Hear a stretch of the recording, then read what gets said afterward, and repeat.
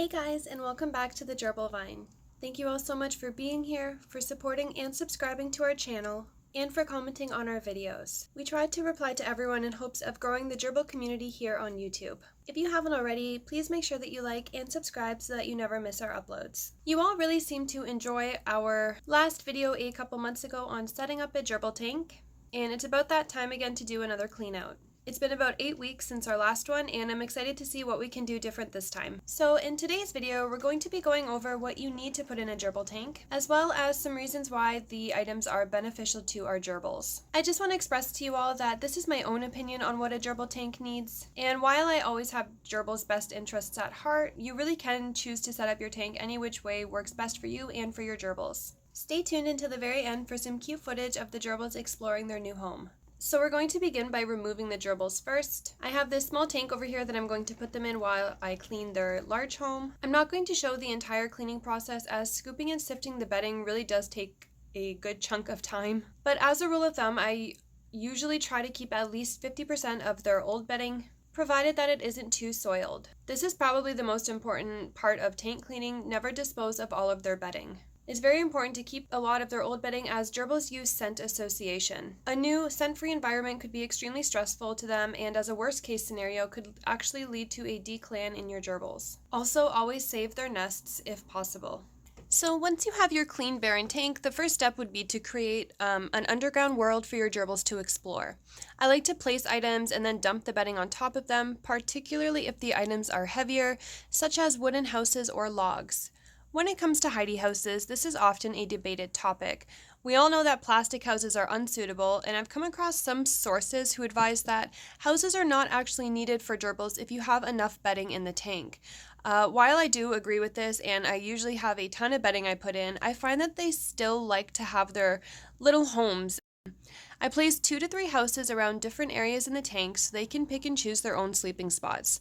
I think it's a really great idea to have multiples as they generally build their tunnel systems leading from one house to the next. Once the heaviest items are in, I add my platform with my 11-inch wheel on it so they can get up to the top of the tank. I also have this thick PVC pipe with a split in it, which they have used many times before with no issue of chewing. If your gerbils are known to chew plastic, or if they become fixated on it, remove it and don't give it back to them. If they express no interest, I find it can be a cool and safe option for them. Once you've got your hidey houses in, you can add other random heavy pieces like bendy bridges or logs, which add to their enrichment and can also help file down their nails and teeth, while also helping to hold up and support their burrows. I always advise burying these items to the bottom because if the gerbils are digging underneath them, you risk the items falling and hurting or crushing them. The next thing I add in is cardboard and other random chew toys. This is a very important part of setting up your tank because gerbils have teeth that never stop growing. They need plenty of things to file down their teeth on, with many people agreeing that cardboard is a favorite of the gerbils. For chew toys, I bury a ton of cardboard rolls for them, as sometimes they prefer to come across the toy in their direct path and take out all of their gerbil rage on it. Cardboard toys that double as a tunnel or a hidey house are a bonus. While it's safe to use cardboard you have around your home, you should avoid using any type of freezer box cardboard, like for example a popsicle box or like a box of chicken nuggets, as they are coated with special chemicals which are made to freeze, and this can be extremely harmful if swallowed or ingested by your gerbils. The next thing I do is add in their bedding. With gerbil bedding, you really do have to be careful with the products that you're choosing. Any sort of dusty wood bedding such as pine and cedar would be an unsafe option to use. Scented bedding or anything with like an odor control would also be a poor option. Gerbils, like many other small pets, can be prone to upper respiratory issues, and scented or overly dusty bedding can irritate them and even cause them to develop asthma or allergies. I stick to aspen wood shavings in either KT Clean and Cozy or Carefresh paper bedding, usually depending on what's on sale at the time. So I add in a ton of that and mix it up with some Timothy hay and orchard grass. I haven't found the paper and aspen bedding to be suitable to hold up tunnels on their own. You really do need some hay for structure and texture. A bonus is that it also adds enrichment and provides them with yet another thing to nibble on. Many people have a varying amount of bedding they put in. My motto is the more the merrier. If you can fit a ton of bedding in there, why not? I have seen that a common measurement of bedding is around 8 to 10 inches, and I'm going to put in around 16 inches. I also want to quickly add that the more bedding you have, the larger the home you have, the less often you will actually need to do a full clean out. I pushed this clean out to 8 weeks, and to be honest, I don't even really notice a strong smell, but they do eliminate in their burrows sometimes, so for sanitary reasons, it needs to be done. Having a ton of bedding is probably the most important thing for your gerbils, so I try to put in as much as I possibly can. Next, we put on the top and begin setting it up.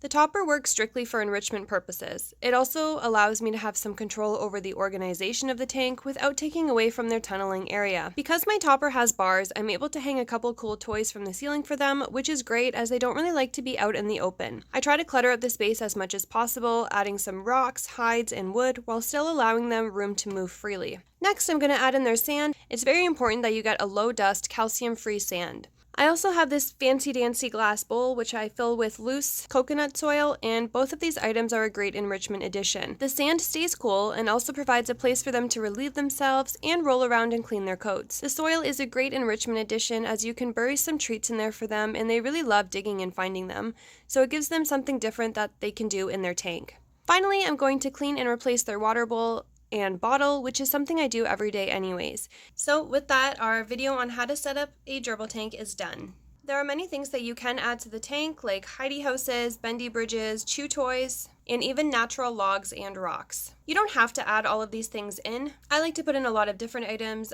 because I have them and they add to the enrichment of the tank and the overall aesthetic. I hope that we were able to help and inspire you all in some way. And if you're curious about cleaning and setting up a tank without a topper, I will link that video up above.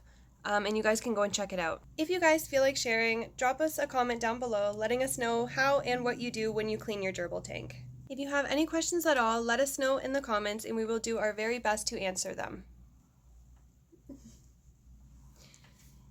Thank you all so much for watching. As always, make sure you like and subscribe, and we'll see you all next Friday. Thank you. Bye.